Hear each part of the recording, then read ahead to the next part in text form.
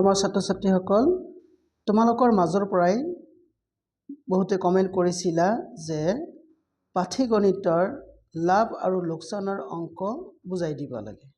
আৰম্ভ কৰিছো আজি কনভেনশনাল কেইটামান অংক মই বুজাই দিছো, তাৰ পিছত তোমালোকক ইম্পৰ্টেন্ট অংক নেক্সট ভিডিঅ'ত মই বুজাই দিবলৈ চেষ্টা কৰিম।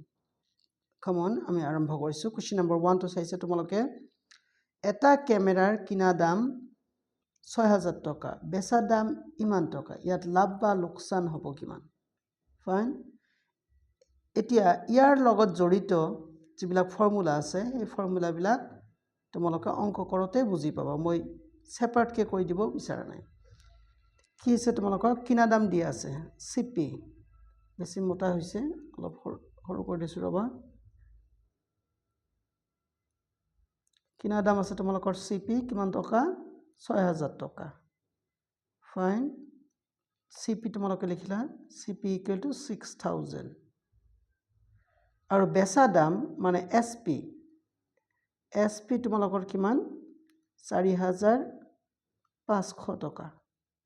এইখিনিতে তোমালোকে লজিক খটুৱাবা যে কিনা দাম হ'ল আমাৰ ৬০০০ টকা আৰু বিক্ৰী দাম হ'ল ৪৫০০ টকা, তাৰমানে বিক্ৰী দাম আমাৰ কম। কিমানখিনি কম সেইটো আগত আমি উলিয়াই লওঁ। কিমানখিনি কম দামত বিক্ৰী কৰা হৈছে? বিয়োগ কৰা ০০, তাৰপিছত ১০ৰ পৰা ৫ গ'লে ৫, ইয়াত থাকিল তোমালোকৰ ৫, ৫ৰ পৰা ৪ গ'লে ১, মানে ১৫০০ টকা কমত বিক্ৰী কৰা হৈছে। তেন্তে কি হ'ব? নিশ্চয় আমাৰ লছ হ'ব। তাৰ মানে তোমালোকে কি বুজিলা যে যদি চিপি এছপিতকৈ ডাঙৰ হয়, মানে কিনা দাম বেচা দামতকৈ যদি ডাঙৰ হয়, সকলো সময়ত কি হ'ব? লছ হ'ব। তেনে লছ কিমান টকা হ'ল? ১৫০০ টকা। ইয়াত চাইছা তোমালোকৰ অপশ্যন নম্বৰ 2 টো কাৰেক্ট। নেক্সট তোমালোকৰ কি কৈছে, এখন চকী ১০০ টকা লোকচান কৰি ৯০০ টকাত বিক্ৰী কৰা হ'ল। চকীখনৰ কিনা দাম। চিম্পুল কথা, তোমালোকৰ লোকচান কৰি কিমান টকাত বিক্ৰী কৰা হৈছে? ৯০০ টকাত বিক্ৰী কৰা হৈছে। লোকচান হৈছে কিমান টকা? লোকচান হৈছে ১০০ টকা লোকচান হৈছে। তাৰ মানে আমাৰ কিনা দাম বেছি আছিল, কিনা দাম বেছি হোৱাৰ কাৰণে কি কৰিব লাগিব? এই দুটা প্লাছ কৰিব লাগিব।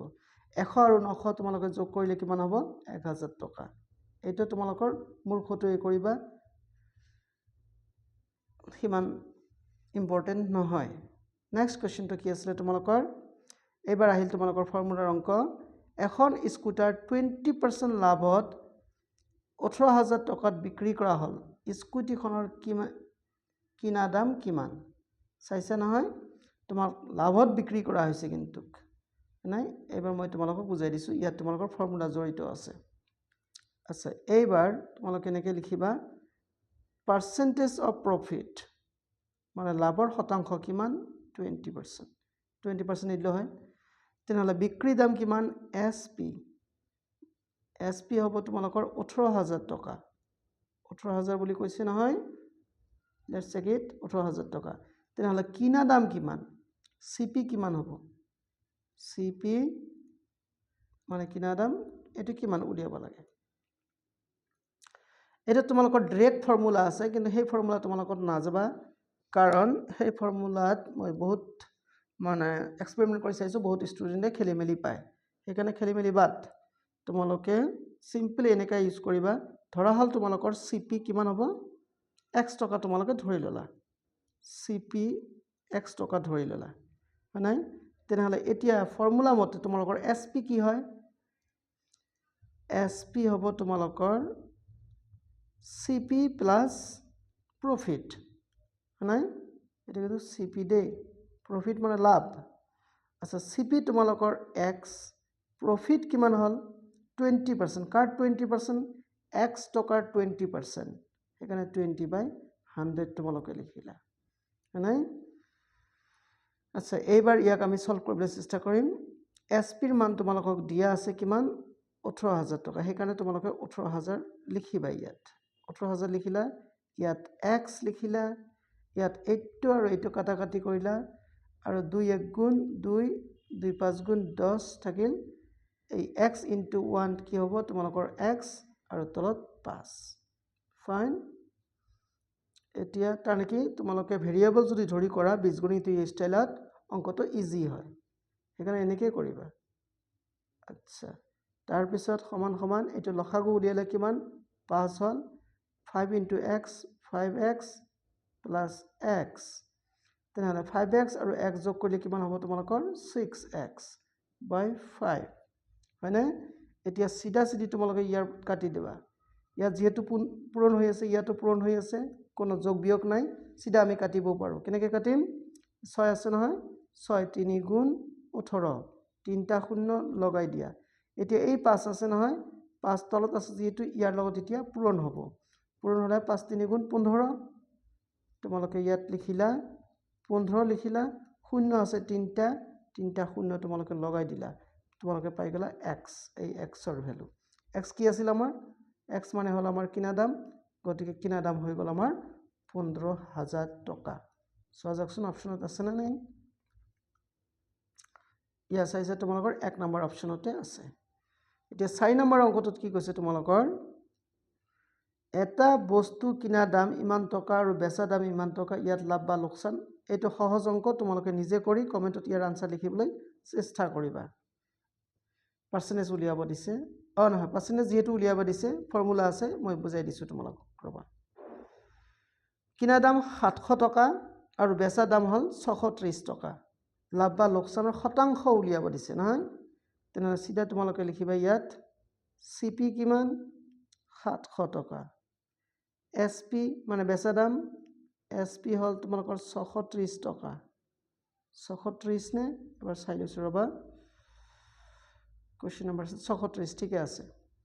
তেন্তে যিহেতু তোমালোকে চাইছা ইয়াত কিনা দামতকৈ বেচা দামে কম হয় নাই, তাৰমানে লছ হৈ গৈছে, লছ।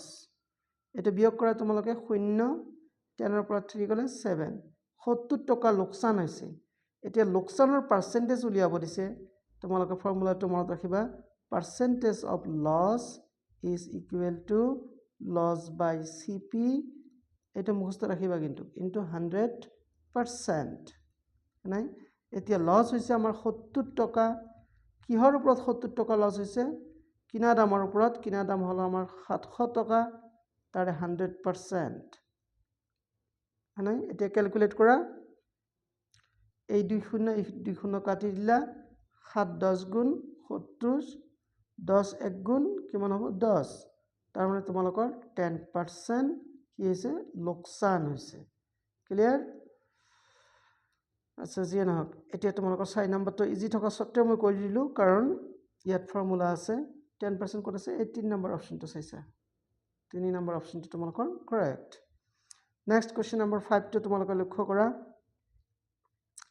এটা বস্তুৰ কিনা দাম ইমান বেচা দাম ইমান, এইটো তোমালোকৰ 4 নম্বৰ লগত একে, তোমালোকে নিজে কৰিবলৈ চেষ্টা কৰিবা আৰু কমেণ্টত ইয়াৰ আনচাৰটো লিখিবা প্লিজ।